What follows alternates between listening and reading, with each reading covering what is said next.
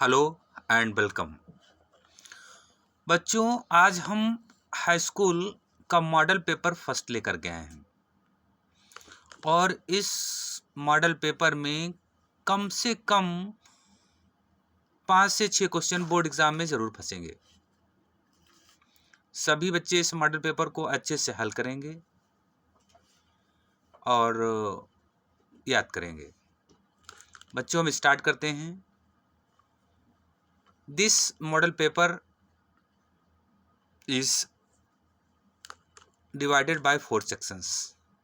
यानी ये model paper में जो है 4 सेक्शन में बटा हुआ है। सारे सेक्शन कंपलसरी हैं। Marks indicated against the each question और read the questions very carefully before you start answering them. यानी बच्चों, बोर्ड एग्जाम में आपको पहले 15 मिनट दिया जाएगा केवल पेपर को पढ़ने के लिए। उसमें जो जो इंस्ट्रक्शन होंगे आप सभी को वो इंस्ट्रक्शन अच्छे से पढ़ना है। फिर से पेपर स्टार्ट करेंगे और इस बार बोर्ड एग्जाम में 20 नंबर के आपको एक नंबर के क्वेश्चन मिलेंगे जिन्हें आपको अपनी OMR शीट पे करना है। तो उसके लिए हम अगला मॉडल पेपर बनाएंगे जिसमें हम स्पेशली शॉर्ट को टिक मार्क्स के ही क्वेश्चन लेकर के आएंगे। अब हम स्टार्ट करते हैं मॉडल पेपर को देखना और पहले सेक्शन में आपको मिलेगा रीडिंग का।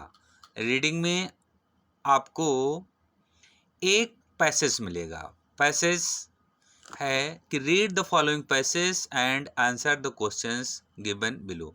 बच्चों, ये देखो पैसेज दिया हुआ है कि a man was kept in jail without any fault when the king visited the jail. The convict told him that he was innocent. The king found out that this was true. He gave him a sum of money and set him free. He went straight to the market where some birds were kept for sale. He purchased all the birds from the shopkeeper and set them free. At this, the shopkeeper was surprised. Then the man said, if you had been in a prison like me for no fault, you would have done the same.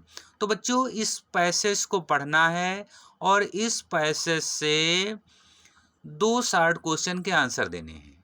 पहला question है कि where did the prisoner go out he was set free by the king। कि जब उस कैदी को आज़ाद किया गया तो कैदी सीधा कहाँ गया। और why was the shopkeeper surprised, और जो दुकानदार था वो आश्चर्यचकित क्यों हुआ। इन दोनों के क्वेश्चन के आंसर इसी पैराग्राफ से ढूंढ के आपको लिखना है। इसके बाद इसका जो सी पार्ट है उसमें आपको ये फिल इन द ब्लैंक्स दिए गए हैं कि a man was kept in dot dot without any. तो ये चारों फिल इन द ब्लैंक्स आपको इसी पैराग्राफ से ढूंढ करके इसमें आंसर लिखने हैं। और क्वेश्चन नंबर 5 पे हम चलेंगे इसी पैराग्राफ से कि राइट द मीनिंग ऑफ, यानी आपको जेल, फॉल्ट, सरप्राइज्ड और परचेज की मीनिंग लिखनी है। ये सेक्शन ए था। अब हम चलते हैं सेक्शन बी वाले पार्ट में और सेक्शन बी वाले पार्ट में आपको एक लेटर या एप्लीकेशन लिखने को दिया जाएगा। तो इसमें है कि write a letter to your friend inviting him to attend the marriage party of your brother और सिस्टर। यानी इस लेटर का मतलब है कि आपको एक लेटर अपने दोस्त को लिखना है जिसमें तुम्हारी भाई की या तुम्हारे बहन की शादी है और तुम्हें अपने दोस्त को इनवाइट करना है। अथवा write an application to the principal to change the subject, अथवा तुम्हें अपनी विषय को बदलना है। इसके लिए आपको प्रिंसिपल से अनुमति लेनी है। तो प्रिंसिपल को आपको एप्लीकेशन लिखना है कि महोदय हमें सब्जेक्ट चेंज करने की अनुमति दी जाए।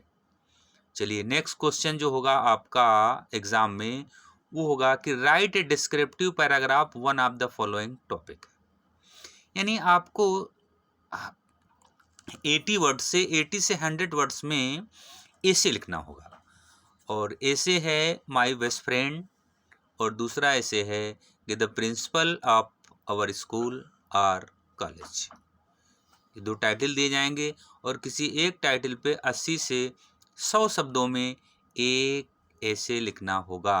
अथवा write an article on harmful effects of pollution. यानी जो ये प्रदूषण है इसके दुष्प्रभाव क्या हैं, इस पर आपको एक आर्टिकल लिखना है। और आर्टिकल और ऐसे ये दोनों पर्यायवाची होते हैं। चलिए, और सेक्शन सी में हम ग्रामर पोर्शन में आते हैं और देखते हैं। इसमें पहला क्वेश्चन है कि from the given 4 alternatives choose the most appropriate option. यानी the Ganga is a holy river, identify the adjective. इस सेंटेंस में आपको ये चीज बतानी है कि the Ganga is a holy river में एडजेक्टिव क्या है। और एडजेक्टिव जैसे इसमें हॉली है तो छाट के इसमें टिक मारना है। अब दूसरा हम देखते हैं कि the news left me worried, identify the verb. और इसमें हमें वर्ब को ढूंढना है कि वर्ब क्या है। अगला क्वेश्चन हम देखते हैं, फिल इन द ब्लैंक्स है। Fill in the correct preposition in the following sentence. He is eager dot dot है, नो हिज रिजल्ट। आपको इन चारों में से कौन सा प्रीपोजिशन इस खाली स्थान पे फिल किया जाएगा, आपको वो लिखना है। नेक्स्ट क्वेश्चन पे हम लोग आते हैं और रीअरेंज करना है। क्वेश्चन नंबर 7 है रीअरेंज करना। Rearrange the word clusters to make a meaningful sentence. यानी इस सेंटेंस लिखा हुआ है कि in oblique evening oblique play oblique football और ऑब्लिक द। ये सेंटेंस जो है वो डिसऑर्डर में लिखा हुआ है, यानी अव्यवस्थित लिखा हुआ है। इसको सही करके हमें लिखना है और जिसका सही रूप इन चारों में से किसी एक में दिया गया है, तो जो सही सेंटेंस है उस पर हमें बच्चों टिक करना है।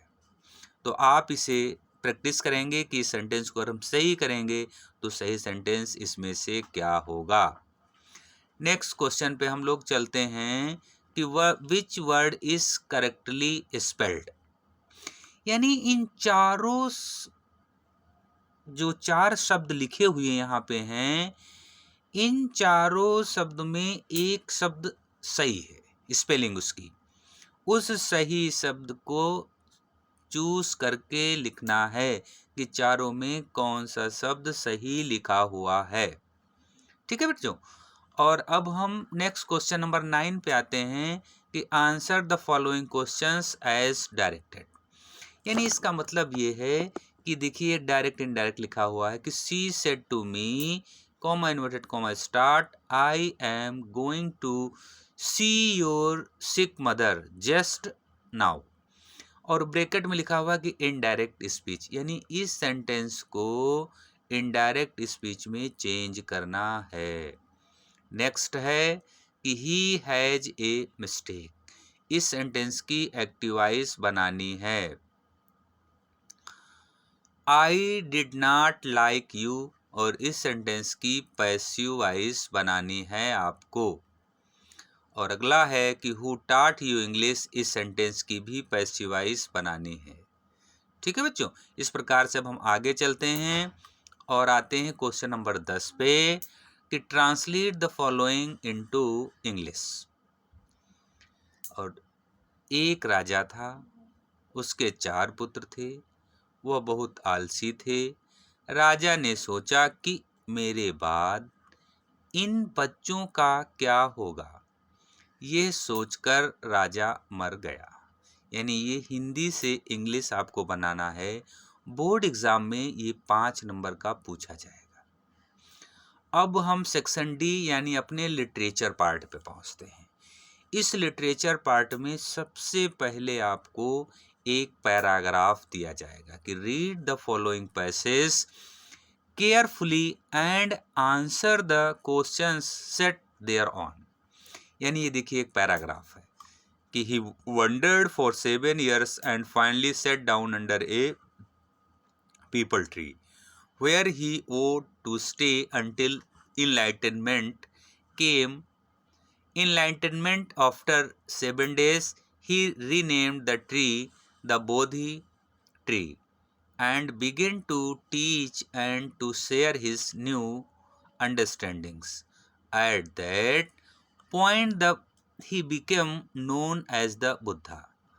The Buddha preached his first sermon at the city of Varanasi, most holy of the dipping places on the river Gangas.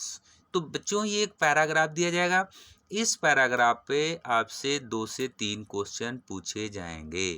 पहला क्वेश्चन है कि how long did the Buddha wander in search of wisdom, और दूसरा क्वेश्चन है कि after how many days of meditation did he get enlightenment. ये दोनों question के आंसर इस पैराग्राफ से छांट के लिखना है। नेक्स्ट क्वेश्चन पे हम लोग चलते हैं। अब हम लोग प्रोज में आते हैं और प्रोज से 2 शॉर्ट क्वेश्चन पूछे जाएंगे 2-2 नंबर के। पहला है who was Lencho, what were his problems. Lencho कौन था, उसकी समस्याएं क्या थी।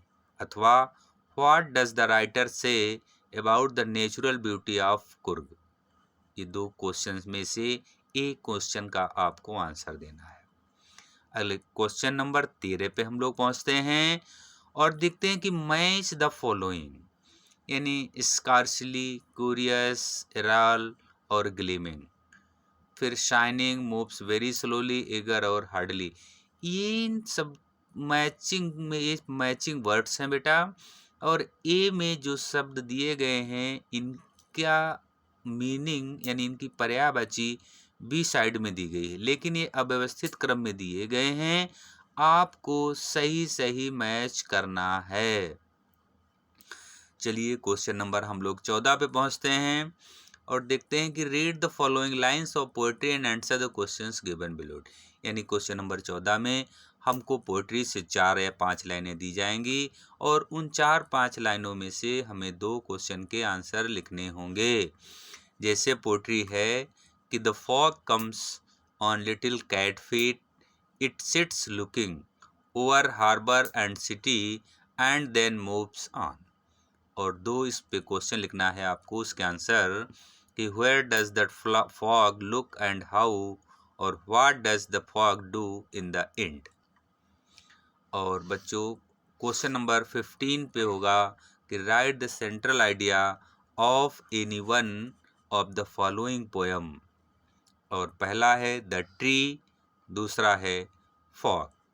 अथवा यानी आपको सेंट्रल आइडिया लिखनी है, अथवा right 4 lines poem from one of the poems given in your text book. यानी अपनी बुक में, तुम्हारी बुक में जो पोएम्स दी गई हैं उनमें से कोई एक पोएम की 4 लाइनें आपको लिखनी हैं जो आपके बोर्ड एग्जाम पेपर में ना आई हों। इसके बाद हम लोग क्वेश्चन नंबर 16 यानी अपनी सप्लीमेंट्री पे चलते हैं। सप्लीमेंट्री में पहले 2 शॉर्ट क्वेश्चन बेटा पूछे जाएंगे 2-2 नंबर के। पहला है कि why did Matilda not want to go for the ball party. Matilda ball party क्यों नहीं जाना चाहती थी।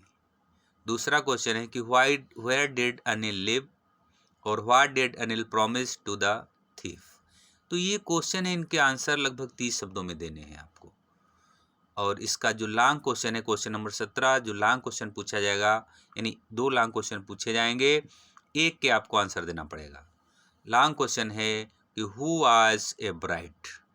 ए ब्राइट कौन था। How did his mother help him, और उसकी माँ ने उसकी मदद कैसे की। अथवा what was cause of Matilda's ruin, और how did she have avoided it. और लास्ट क्वेश्चन नंबर 18 है बेटा कि चूज द ट्रू और फॉल्स। यानी तुम्हारी सप्लीमेंट्री से 4 सेंटेंस ट्रू फॉल्स के लिए आएंगे, यानी 4 सेंटेंस होंगे, उसमें आपको सही और गलत पहचानना होगा। पहला सेंटेंस है कि Matilda was born into a family of doctors. दूसरा है she was simple but unhappy. और तीसरा है she threw the invitation spitefully. और चौथा Loisel was set on the day of the ball. तो इस प्रकार से बच्चों ये इम्पोर्टेंट मॉडल पेपर था। आप सभी बच्चे इस मॉडल पेपर को हल करेंगे और नेक्स्ट मॉडल पेपर हम 25 तारीख को लेकर के आएंगे। तब तक के बच्चे इसको सॉल्व करेंगे, अच्छे से पढ़ेंगे। Thank you.